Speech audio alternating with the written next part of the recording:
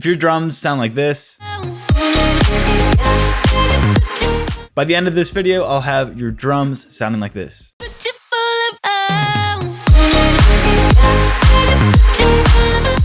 Drums are oftentimes overlooked in terms of how much time you actually put into it, because we might spend a lot of time on songwriting or finding a perfect preset, but in reality, finding good drum samples are going to be pretty much the backbone of your song. Going off from that, the first important element is choosing the correct drum samples. And yes, this sounds cliche of everyone always saying you should use good drum samples, good sound selection, but what does that really mean? The solution for this is referencing and experimenting. And an example of referencing would be taking a song that you like. So for example, we can drag that into our project, listen for all the drums, how long are the claps, how long is the kick. So for example, this kick is probably a half a beat long, if that.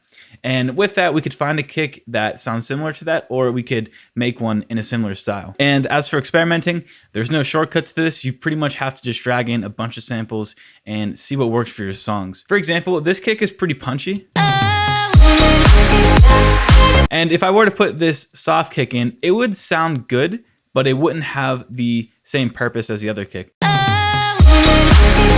But it does sound pretty good, and it also comes down to preference. So you have to decide what you like and what's going to fit your song. And as you guys can see here, I'm not just using one sample for certain elements. The clap has 4 separate layers, and they sound like this. So the first clap is acting as like a wide layer. Has some punch in there too. The second is like a quick snappy snare, and this is going to give us the real punch. And then this clap is more of like the body clap. It has a little bit more tail too, so it's making it a little longer. Has a lot of character in it. And then the final clap is this big reverb clap. It sounds really odd just by itself, but in the whole context of the song, gives the clap a lot of space. And then for some of the other samples, I have a shaker and hat layered. And don't forget to add these rhythmic elements, because without the shakers and hats, the drops just boom, ch, ch. There's no actual rhythm to it, like a puchikata, puchikata, puchikata.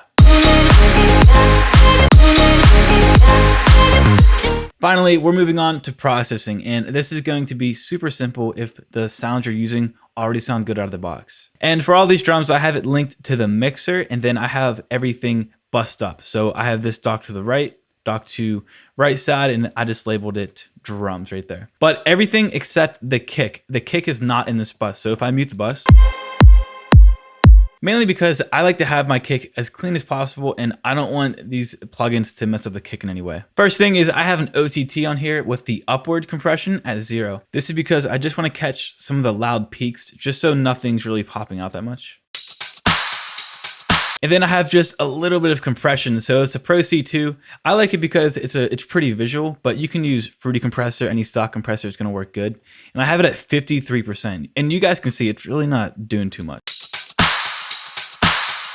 Just a little bit to catch those peaks. And then finally, for a little bit of width, I have Shaper Box 2. And I love this because we can split the bands really easily. So when this loads up, it'll load like this. But if we solo it, we can drag the band to where we want the frequency to be. And generally, you're going to want it around the high frequencies. So I usually just play it by ear and then leave the low frequencies alone. Then after that, you can just drag up how wide you want it to be.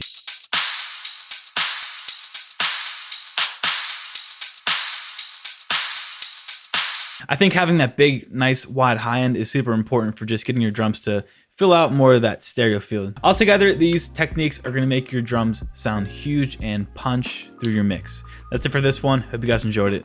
Peace out.